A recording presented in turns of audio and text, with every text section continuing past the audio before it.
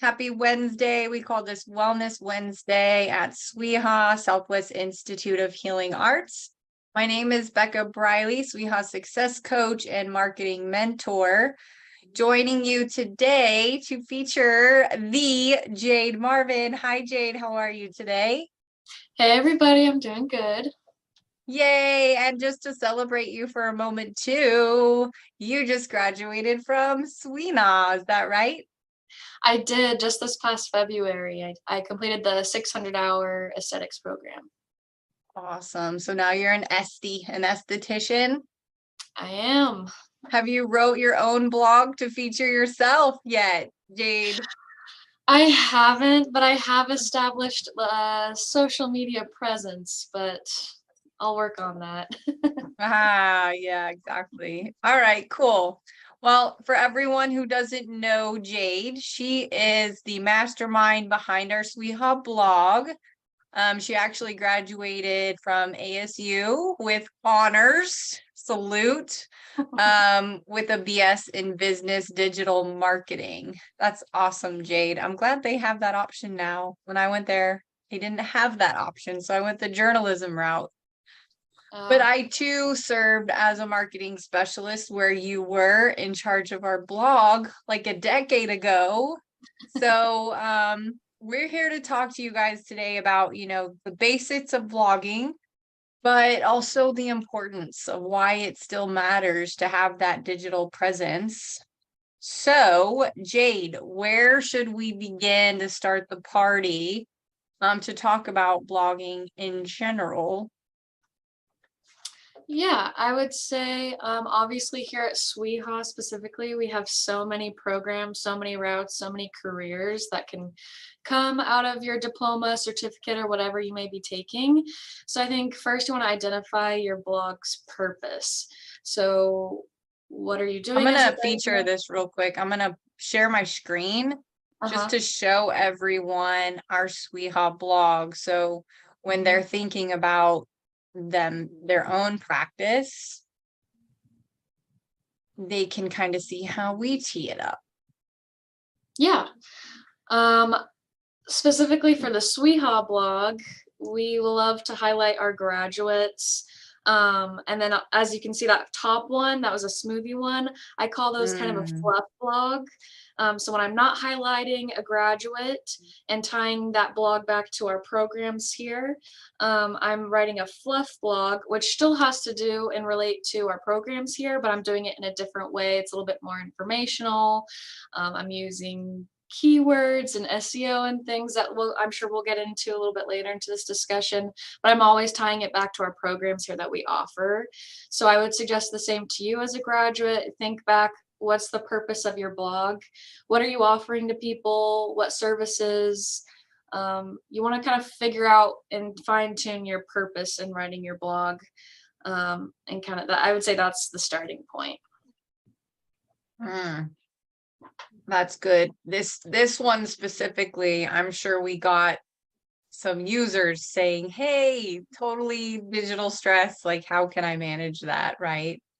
Even like Yeah. social media burnout's another one I think would be a good topic. Oh, for sure. But yeah, this is great. So like Jade is saying, on your website or your blog on your website, definitely like have the intention, right? We don't want to just be writing to write. We want to write with purpose. Cool. Exactly. And yeah, go ahead, Jade. Oh, I was just gonna say having that purpose will definitely help in the creative process of writing your blog. Like you said, if you're just writing to write, your return on investment might not be as high as you may have planned if you don't have that intention. Right. And you were going over with me how many people we have subscribed to our blog. What's that number I roughly? don't know it off the top of my head, but last time I had checked, it was over 8,000 subscribers. So Right. I know it's more than that now, but I would have to check on that. Yeah. So what do you say to new, maybe new holistic entrepreneurs who are just starting their practice, or even those who've been in business for a while but haven't gone this route? How do they begin to build that following? I would say, well, that kind of ties into, I think, the two main purposes of having a blog. One is to obviously attract new clientele, new people to your business, and the other route is to retain the clientele that you already have. So depending on where you're at in your journey, a blog is great for both purposes. If you, let's say, for example, you're starting out at from scratch, you have nothing, I would definitely either decide if you want a website. I would say start with a website, then add Mhm. a blog onto your website or linking it to your website, and have a social media page, because like we were kind of talking about, burnout is really easy on all three of these platforms. You can reuse topics in different ways in content. So if I'm posting a blog about my smoothie recipe that we saw earlier, I can also make a Yeah. social media post out of that. I can also add a quote from the blog onto a website page, and it's all connected, so you can use everything. But I definitely think once you have that foundation of a social media or internet presence, then you can start with your blog and build from there and have a consistent schedule with when you're posting, because that will definitely help you with algorithms and searchability, is making sure that once you've decided you want to write a blog, stay consistent with it. Don't say you're going to write one and then it's a couple months later and then, oh, maybe I should write another one. You want to be a little bit more consistent with that. I used to say when I would train people to build websites and start their blog, I used to call it keeping the lights on. That Mhm. consistent posting, consistent writing, publishing was about keeping the lights on, which means showing your clientele you're in business, you're actively engaged, you know the industry, and you're producing content that either educates, motivates, sells, or inspires your followers, right? You want them to be moved by what it is that you're putting out there. Do you think the strategy's changed over the years, Jade? I know I have a little bit more time on you. Like I started in your place a decade ago, but do you think the strategy's changed like over the past decade? The specific strategy that you're talking about, I think, is still very relevant, of Mhm. keeping the lights on, keeping people motivated and engaged with your content, staying consistent with it. That's all still relevant. Maybe more on the technical side of SEO and searchability. There's updates over the years with that, and it can get really technical and Yes. really overwhelming for people who aren't educated in that. There's definitely a lot of articles out there, but not only are you telling your current clientele that you're active and engaged, you also want to be telling Google and the internet that you're still active and engaged, because it's telling Google essentially that your website is active, which it likes, and that will help with your searchability and having new people find you. So it definitely all ties together. Yeah, and I think that maybe is the biggest component that has changed over the years, that Google's figured out our human tendencies to get around the bots. So they now you can get in trouble, like blacklisted for too much keyword stuffing. So nowadays it's not about so much SEO keywords, but the relevance of your content, like how your content's written. More conversational style is definitely more beneficial these days. You'll see more storytelling too in a lot of modern day writing. What do you think about that? I agree with that. I think the format of blogs, I mean, we've even seen it transition into vlogs with a V, so Mm-hmm. video blogging. I think we kind of mentioned this earlier, but people's attention span is not what it used to be. And we're all about instant gratification, and I want the information now, and I don't want to read a whole essay about it sometimes.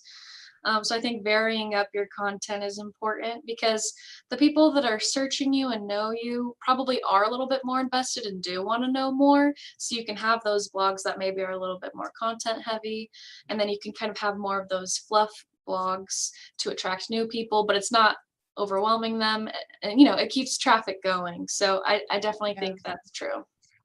What I like about your fluff blogs, as you say, is it's actually showing our graduates what they could be doing with the education.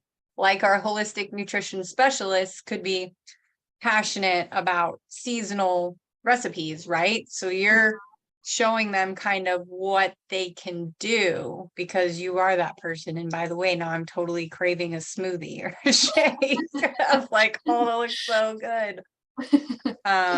So I like that you're leading by example, right? Even the one about unlock the benefits of spring cleaning, 5 methods to cleanse your mind, body, and soul. Mm-hmm. Did you Mm-hmm. love writing that? That one was fun for sure. I got it right out. Yeah, I wrote that was pretty recent one. I try and go off of topics, you know, to help because sometimes I mean I've been now writing the Sweetheart blog for 2 years now, Hmm. and sometimes and you know we're posting twice every week, Tuesdays and Thursdays right now. So sometimes Wow. topics can be hard to come by. And so I'll try and think, you know, what's going on right now? Is it Mercury in retrograde? I'll write a blog about Mm, Mercury in retrograde. mm, And that'll also help with, you know, what are people searching? What are your clients needing? So kind of finding inspiration with current events, maybe common questions that people might have about your industry or service. So those are yeah. some of the ways that I try and find inspiration with blog topics. So how do we get guest writers? Because a lot of bloggers will also, they're not like the only subject matter expert. You can Mhm. pull in people who are the experts. So you want to talk a little bit about getting guests on your blogs. Totally. I mean, for my method, obviously, it's going to be a little bit different than what an entrepreneur, like a holistic entrepreneur or Sweetheart graduate might be doing. Um, my job is surrounded with connecting with graduates and sharing their stories. But if I were that graduate and I wanted a guest writer, that's, I think, where having that social media presence can come in really handy because you're making these connections. And a lot of the time, people are doing collaborations on social media. And to get a little bit more technical, there's backlinks, which is essentially a link from a different website that's linking back to your website, and that's also great for SEO. So I'd say definitely network and make connections out there, and it's going to be a mutual benefit for both of you in that collaboration. So they're probably going to get something out of it. You're going to get something out of it. So I would say maybe start with social media and reaching out to like-minded people in your industry, and starting there. Yeah, it could even be a good way for clients to feature like testimonials of their clients. Mhm. And I mean, in the healing industry, you don't find many who are willing to put their healing story out there in that way. It's not to Mhm. say that some aren't. They could keep it anonymous, but to show the way in which the work that they do in the world is hoping to change people's lives, Totally. right? Mhm. Yeah, powerful stuff. Do you want to go over the components of a blog these days, like to kind of walk us through the content so that people who are like at ground zero, right? Like, I have such a message to share. I love writing, but I don't know how to start or craft to create. Do you want to kind of give them that run through? Sure. I would say my creative process is my creative process, and it might not work for everybody, but I would say that this is at least the components that you'll want, the pieces of the puzzle that will end in that result of a blog. Obviously, we have the title, which is Hmm. really important. To be honest, I write my title last. I don't write it first. Really? I'll I'm write going to my use this blog. one as an example just to walk Sure. along with you. Mm-hmm. Yeah, Okay. so unlock the benefits at the very top. That is the title. Um, I write that last because sometimes I don't know how my blog will turn out. I'll kind of write it first, and then once I have a better idea of what it looks like, what it's about, um, I'll start brainstorming. I don't, obviously, like you said, I don't want to keyword stuff either. But I even use like little tools like rate my title.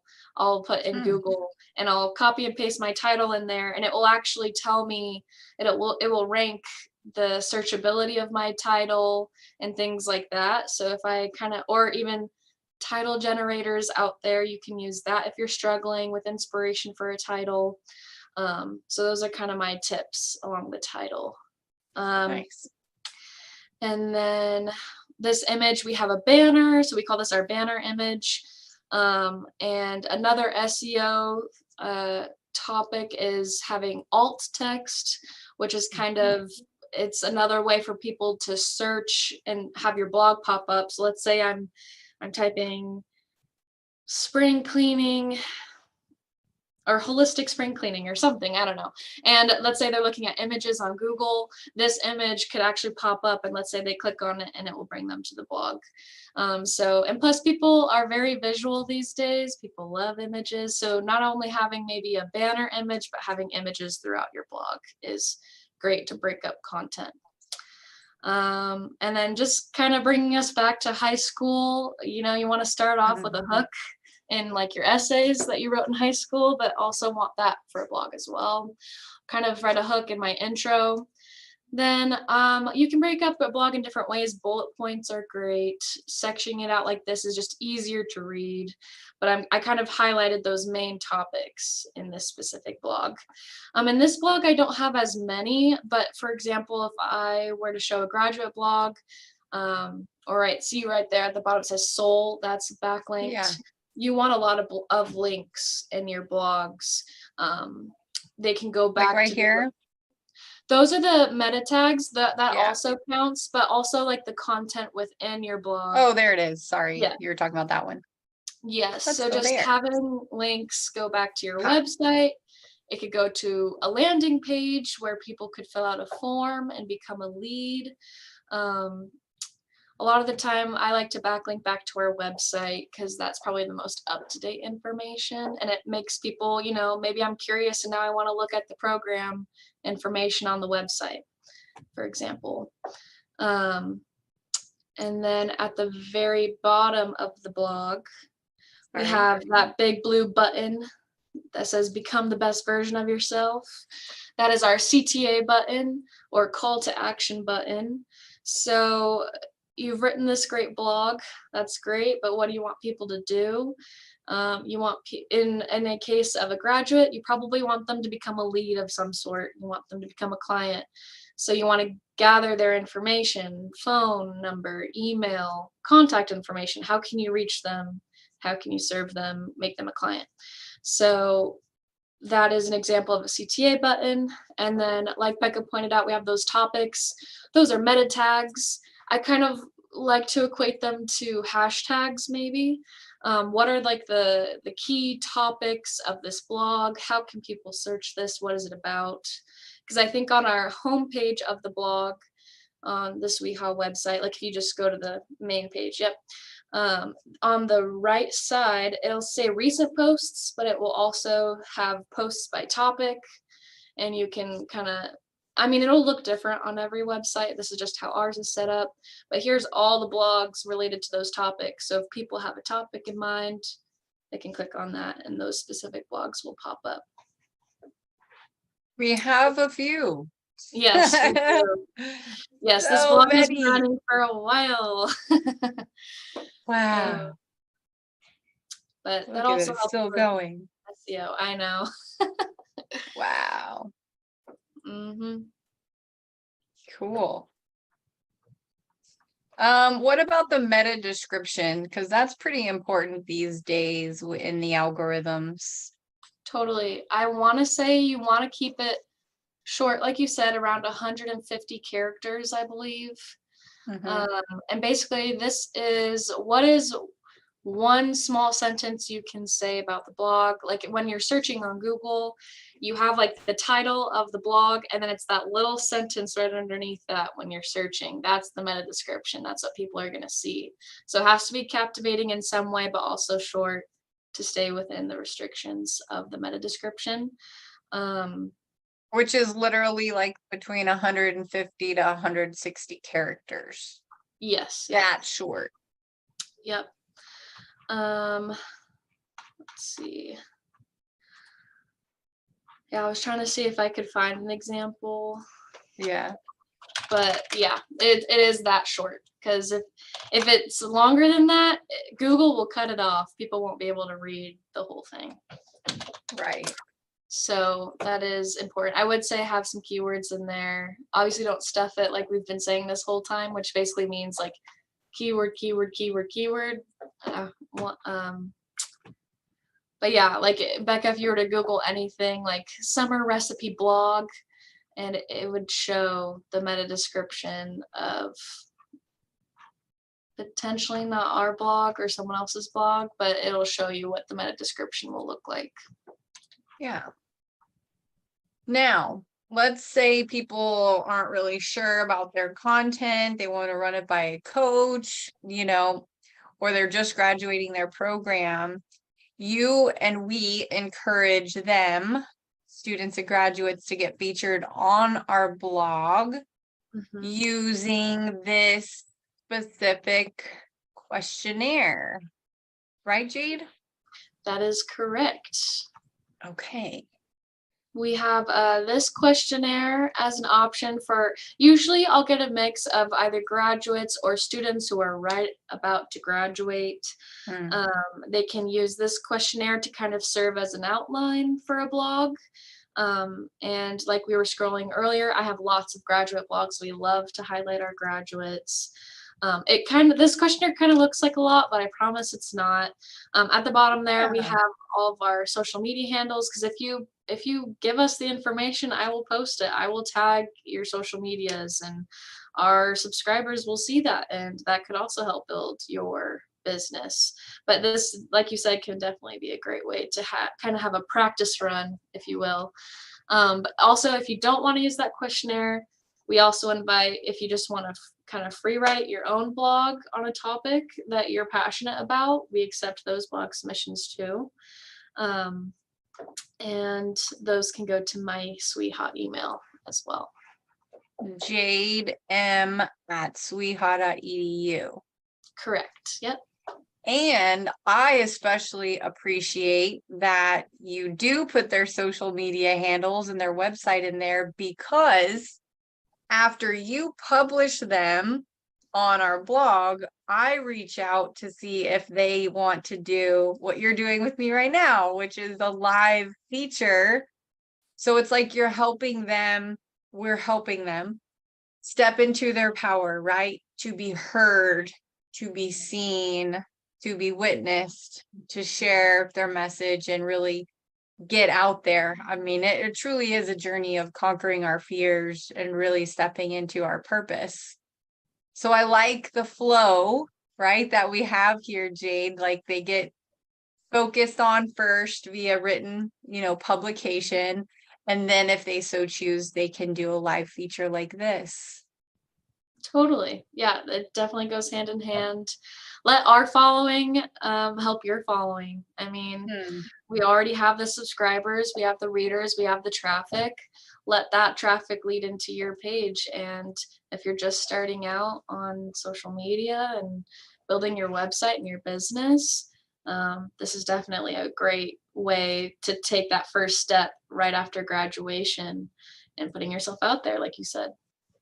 Yeah. And I think, like we kind of were talking about before we started recording today, which was building that credibility, right? It's like a lot of practitioners do not have that confidence yet. They're like, who am I to be doing this, right? The imposter syndrome creeping in. But by writing and speaking it out, it's like they're proving to themselves, while they're proving to their audience, their demographic, their niche market, of who they are, what they're doing, and why people should work with them, right?